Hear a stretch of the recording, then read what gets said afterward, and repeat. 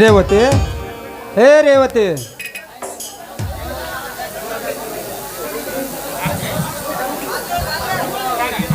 ಯಾಕೆ ಸ್ವಾಮಿ ಇವತ್ತು ಸಣ್ಣ ಮಕ್ಕಳಾಗಿ ಕೂಗ್ತಾ ಇದ್ರಲ್ಲ, ಏನಾಯ್ತು? ಮನೆಯಲ್ಲಿ ಅಡಿಗೆ ಸಮಗ್ರ ಏನೂ ಇಲ್ಲ ಅಂತ ಹೇಳಿದ್ದಲ್ಲ. ಇದು 1,000 ಹಣ ಇದೆ. ಇದು 1,000 ಹಣದಲ್ಲಿ ನಿನಗೊಂದು ಜೊತೆ ಬಟ್ಟೆ ತೆಗೆದುಕೋ. ಉಳಿದ ಹಣದಲ್ಲಿ ಅಕ್ಕಿ, ಬೇಳೆ, ಬೆಲ್ಲ ಎಲ್ಲ ತೆಗೆದುಕೋ.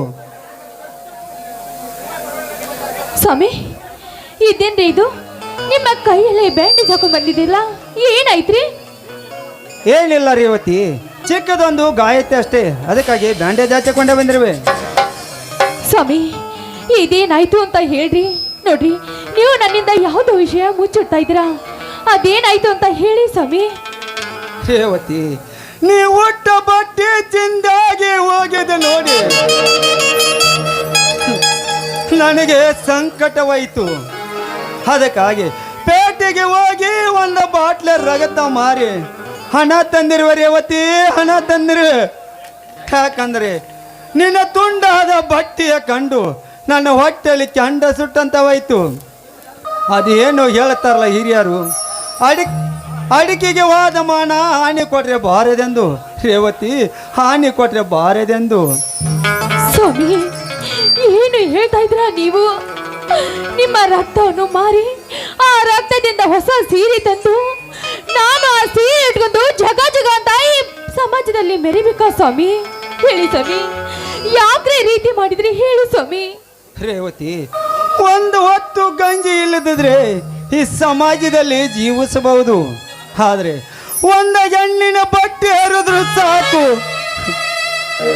ಅವಳ ಮನಸ್ಸಿಗೆ ನೋವಾಗುವಾಗ ಚುಂಚು ಚುಂಚು ಮಾತನಾಡ್ತದೆ ಈ ಹಾಳಾದ ಹುಚ್ಚ ಪ್ರಪಂಚದ ಜನ. ಸ್ವಾಮಿ, ಎಷ್ಟೋ ಜನ ಉಡುಗೊಳಕ್ಕೆ ಬಟ್ಟೆ ಇಲ್ಲದೆ ಪರದಾಡ್ತಾ ಇದ್ದಾರೆ ಈ ನಮ್ಮ ಸಮಾಜದಲ್ಲಿ. ಅಂತರದಲ್ಲಿ ಹರದ ಬಟ್ಟೆಯನ್ನು ಹೊಲಿಕೊಂಡು ಹಾಕೊಂಡಿದ್ರೆ ನಮ್ಮ ಗೌರವ ಕಮ್ಮಿ ಆಗ್ತಾ ಇರ್ಲಿಲ್ಲ ಸ್ವಾಮಿ, ನಮ್ಮ ಗೌರವ ಕಮ್ಮಿ ಆಗ್ತಾ ಇರ್ಲಿಲ್ಲ. ರೇವತಿ, ಜನಕ ಅಂದಿದ್ರೆ ಮನಕ ಅಂದಬೇಕು, ಮನಕ ಅಂದಿದ್ರೆ ಮರ್ಯಾದೆಗೆ ಅಂದಬೇಕು ಎಂದು ಹಿರಿಯರು ಹೇಳಿದ್ದಾರಲ್ವೇ. ಅದರಂತೆ ಮಾನಕ್ಕಾಗಿ ರಕ್ತ ಮಾರಿ ಅದೇ ರಕ್ತದಿಂದ ಒಂದು ಪ್ರಾಣ, ಒಂದು ಹೆಣ್ಣಿನ ಮಾನ ಉಳಿಸಿದೆ ರೇವತಿ, ಮಾನ ಉಳಿಸಿದೆ. ಸ್ವಾಮಿ, ಚಿಂತೆ ಮುಪ್ಪು ತರುತ್ತೆ, ಯೌವನ ನಗು ತರುತ್ತೆ. ಹೀಗೆ ಚಿಂತೆ ಮಾಡಿ ಮಾಡಿ ನಿಮ್ಮ ಶರೀರ ರಕ್ತವನ್ನು ಸುಟ್ಟಿಕೊಂಡು ನಾಳೆ ನಿಮಗೆ ಏನಾದ್ರೂ ಹೆಚ್ಚು ಕಮ್ಮಿ ಆದ್ರೆ ನನಗೆ ಬದುಕೋ ಶಕ್ತಿ ಇಲ್ಲ ಸ್ವಾಮಿ, ಬದುಕೋ ಶಕ್ತಿ ಇಲ್ಲ. ರೇವತಿ, ಜಗತ್ತಿಗೆ ಬೆಳಕು ಕೊಡು ಸೂರ್ಯ ಮುಣಗಲೇಬೇಕು, ಭೂಮಿಗೆ ತಂಪ ಕೊಡು ಚಂದ್ರ ಕಾರಮೂರದಲ್ಲಿ ಕರಗಲೇಬೇಕು. ಇದು ಮಣ್ಣಿನ ಕಾಯ, ಮಣ್ಣಿಗಾಗಲೇಬೇಕು ರೇವತಿ, ಮಣ್ಣಿಗಾಗಲೇಬೇಕು. ಇದು ಸೃಷ್ಟಿಯ ನಿಯಮ, ಇದನ್ನು ತಡೆಯಲು ಯಾರ ಕೈಯಿಂದ ಸಾಧ್ಯವಿಲ್ಲ ರೇವತಿ, ಸಾಧ್ಯವಿಲ್ಲ. ಸ್ವಾಮಿ, ಯಾಕೆ ಸ್ವಾಮಿ, ಯಾಕ್ರೆ ಇಷ್ಟೊಂದು ಕಠೋರವಾಗಿ ಮಾತನಾಡ್ತಾ ಇದ್ದೀರಾ? ಇಂದು ಕಂಡಿಲ್ಲ ಮುಂದೆ ಕಂಡಿಲ್ಲ ಇಂಥ ವಾಕ್ಯವನ್ನು. ಅಷ್ಟೇ ಅಲ್ಲ ರೇವತಿ, ಎಷ್ಟೋ ಅಷ್ಟೇ ಅಲ್ಲ ರೇವತಿ, ಇರಿಬಿ 84 ಕೋಟಿ ಜೀವರಾಶಿಗೆ ಅನ್ನ ಹಾಕೋದಂದ್ರೆ ಈ ರೈತ. ಅನ್ನ ಹಾಕುವ ರೈತನಿಗೆ ಒಂದು ಹೊತ್ತು ಗಂಜಿ ಚೋಟುತ್ತ ಬಟ್ಟೆ ಇಲ್ಲ ಅಂದರೆ ಎಂತ ವಿಪರ್ಯಾಸದ ಪರಿಸ್ಥಿತಿ ಬಂದ ಒದಗಿತು, ನನಗೆ ಬಂದ ಒದಗಿತು. ಹೌದು ಸ್ವಾಮಿ, ನಿಮ್ಮ ಮಾತು ಸತ್ಯವಾಗಿದೆ. ಪ್ರತಿ ವರ್ಷ ಈ ಬಡವರ ಮೇಲೆ 100 ಚೀಲದ ಜೋಳ ನಟ್ಟನ್ನು ನಟ್ಟಿಸ್ತಾ ಇದ್ದೀವಿ. ಆದ್ರೆ ಇಂದು ಒಂದು ಕಾಳು ಕೂಡ ಗತಿ ಇಲ್ಲಂತ ಆಯ್ತು. ಈ ಬಡವರು ನಟ್ಟು ಹೆಸರು ಬಿಡುವಂತೆ ಆಯ್ತು ಈ ಬಡವರ ಮನಿತನ ಸ್ವಾಮಿ, ಬಡವರ ಮನಿತನ. ಅಷ್ಟೇ ಅಲ್ಲ ರೇವತಿ, ಎಷ್ಟೋ ರೈತರ ಮಾಡಿದ ಸಾಲ ತೀರಿಸದಾಗದೆ ಆತ್ಮಹತ್ಯೆಗೆ ಹತರಾಗಿ ತತ್ತರಿಸಿ ಸತ್ತ ಹೋಗಿದ್ದಾರೆ ರೇವತಿ, ಸತ್ತ ಹೋಗಿದ್ದಾರೆ ನಮ್ಮ ರೈತರು. ಸ್ವಾಮಿ, ಯಾವ ವರ್ಷದ ಪಾಪವೋ ಏನು, ರೈತರ ಮನಕುಲಕ್ಕೆ ಹದ್ದಿನಂತೆ ಕುಕ್ಕಿ ಕುಕ್ಕಿ ತಿಂತಾ ಇದೆ. ಈ ನರ ಮಾಡಿರೋರ ಪ್ರಾರಂಭದ ಕರ್ಮ ಸ್ವಾಮಿ, ಇದು ಪ್ರಾರಂಭ ಕರ್ಮ ಇದು. ಹೌದು ರೇವತಿ, ಈ ರೈತ ಮಳಿ ಅನ್ನದೆ ಚಳಿ ಅನ್ನದೆ ದಿನವೀಡಿ ಭೂತಾಯಿ ಒಂದಿಗೆ ತನ್ನ ಶರೀರನು ಸುಟ್ಟ ಸುಟ್ಟ ಸುಣ್ಣದಂತವಾಗಿರುವಾಗ ಯಾವ ದೇವರು ಕೃಪಾ ಕಟ್ಟ ರೈತನ ಮೇಲೆ ತೋರದಾಗಿದೆ ರೇವತಿ, ತೋರದಾಗಿದೆ. ಇದು ಹೀಗೆ ಮುಂದುವರೆದರೆ ಈ ಭೂಮಿ ಮೇಲೆ ಒಂದು ಹುಲ್ಲು ಕಡ್ಡಿ ಇಲ್ಲದಾಗುದು, ಮರ ಭೂಮಿ ಆಗುದು ಸತ್ಯಸಿದ್ಧ, ಮರ ಭೂಮಿ ಆಗುದು ಸತ್ಯಸಿದ್ಧ. ಸ್ವಾಮಿ, ಜನ್ನವು ಅವನಿಂದಲೇ, ಮರಣವು ಅವನಿಂದಲೇ. ಅವನ ಆಡಿಸಿದಂತ ಆಡೋರು ನಾವು, ಕವಿ ನಟಿಸಿದಂತೆ ನಡೆಯೋರು ನಾವು. ಸ್ವಾಮಿ, ಇದು ನಮ್ಮ ಜೀವನ ನಾಟಕ ರೀ, ನಾಟಕ ಇದ್ದಂತೆ. ರೇವತಿ, ಎಷ್ಟೊಂದು ಅರ್ಥಗರ್ಭಿತವಾದ ಮಾತನಾಡಿದೆ. ಸಾಯಬೇಕ ಎಂಬುವ ಮನಸ್ಸು ಮಾಡಿಕೊಂಡಿದ್ದೆ, ಆದ್ರೆ ಬದುಕಿ ಬಾಳಬೇಕನ್ನಿಸ್ತದೆ. ನಿನ್ನ ಒಂದೊಂದು ಮಾತು ಕೇಳಿ ರೇವತಿ, ನಿನ್ನ ಒಂದೊಂದು ಮಾತು ಕೇಳಿ. ಹಾ ಪತಿದೇವರೇ, ಸಾಕ್ ಮಾಡಿ ನಿಮ್ಮ ಮಾತುಗಳನ್ನು. ನೀವು ಆಡ್ತಾ ಇದ್ದರೆ ನಾನು ಕವಿಯಾಗಿ ಬಿಡುತ್ತೇನೆ. ನಾನು ಕವಿ ಅಲ್ಲ ರೀ, ನಾನು ನಿಮ್ಮ ಅರ್ಧ ಆಗಿನಿ. ಹಾಗಾದ್ರೆ ಈ ನಿನ್ನ ಪತಿದ ಒಂದು ಮಾತು ನಡೆಸಿಕೊಡ್ವಿ. ಹೇಳಿ ಸ್ವಾಮಿ, ನಿಮ್ಮ ಕೈ ಜೋಡಿ ಹಿಡಿದು ನಿಮ್ಮ ಸತಿಯಾಗಿ ಬಂದು ಸದಾ ನಿಮ್ಮ ಸೇವೆ ಮಾಡ್ತಾ ಇರುವಿನಿ. ಅದ್ಯಾವ ಮಾತಂತ ಹೇಳಿ ಸ್ವಾಮಿ, ಖಂಡಿತವಾಗ್ಲೂ ನಡೆಸಿಕೊಡುತ್ತೇನೆ. ದುಃಖ ದೂರಾಗಿ ಸಂತೋಷ ಸನೆಯಾಗಿ ನನ್ನ ಮನಸ್ಸಿನ ಭಾರ ಇಳಿಬೇಕಾದರೆ ಹೊರಬಲ್ಲಿ ಒಂದ ಇಂಪಾದ ಗೀತೆವನು. ಆಗ್ಲಿ ರೀ, ನಿಮ್ಮ ಆಸೆಯಂತೆ ಆಗ್ಲಿ.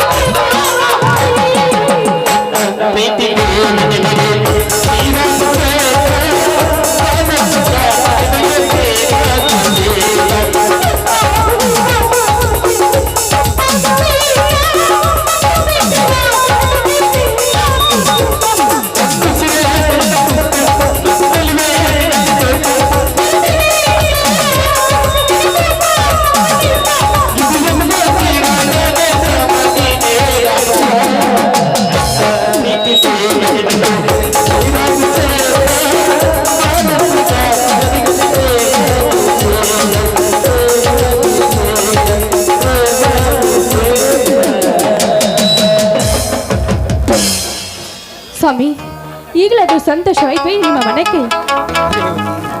ನೀನು ಎಷ್ಟು ಹಾಡಿ ಕುಣಿದ್ರು ಇನ್ನೂ ಕೇಳಬೇಕನ್ನಿಸ್ತದೆ. ಹಾ ರೇವತಿ, ಯಾವುದೇ ಕಾರಣಕ್ಕೂ ಈಶೆ ನನ್ನ ತಮ್ಮ ವೀರೇಂದ್ರನಿಗೆ ಹೇಳಬೇಡ. ಯಾಕಂದ್ರೆ ರಕ್ತ ಮಾರಿ ಹಣ ತಂದಾನಂದ್ರೆ ಅವನು ತುಂಬ ನೊದ್ಕೋತಾನ. ಯಾಕಂದ್ರೆ ನಮ್ಮ ಮಣಿ ನಂದಾದೀಪ ಅವನು ಇನ್ನೂ ಬಾಳೆ ಬದುಕಬೇಕಾದ. ತಿಳ್ಕಾ? ಆಯ್ತು ಸ್ವಾಮಿ, ನಿಮ್ಮ ಮಾತಿನಂತೆ ಆಗ್ಲಿ. ಹಾ ರೇವತಿ, ನಾನು ಸ್ವಲ್ಪ ವಿಶ್ರಾಂತಿ ತಗೋನು. ಮನೆಯಲ್ಲಿ ಅಡಿಗೆ ಸಿದ್ಧಂತೆ ಮಾಡು. ಇಬ್ಬರು ಒಟ್ಟಿಗೆ ಊಟ ಮಾಡೋಣ. ಬನ್ನಿ ಸ್ವಾಮಿ, ಒಳಗಡೆ ಹೋಗೋಣ.